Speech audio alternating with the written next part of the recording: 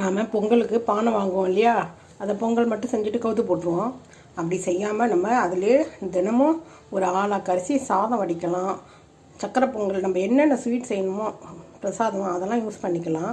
நான் இன்றைக்கி இதில் மத்தியானத்துக்கு சாதம் வடிக்கிறேன். பாருங்கள், அரிசி கழுவுன தண்ணியை வடிகட்டிட்டு மிச்ச தண்ணியும் சேர்த்து பானையில் வச்சுருக்கிறேன். இது நல்லா கொதிக்கட்டும். பாருங்கள், உலைக்க வச்ச தண்ணி நல்லா கொதிக்குது. நம்ம இப்போ கழுவி வச்சுருக்கிற அரிசி அதில் கொட்டிடலாம். அரிசி போட்டாச்சு. நான் சாதத்தில் உப்பு போட்டு வடிப்பேன், அதனால் கொஞ்சம் உப்பு போட்டுக்கிறேன். இது பொங்கணுன்னே ஸ்டவ்வை ஸ்லோ பண்ணிடணும். பானை நல்லா பொங்கும். சாதம் வெந்துருச்சு. நான் ஸ்டவ்வை ஆஃப் பண்ணிட்டேன். முக்கால் பாக்கம் இருக்கும்போதே நம்ம இதை எடுத்து வடிச்சிடணும். அப்போ தான் கரெக்டாக இருக்கும்.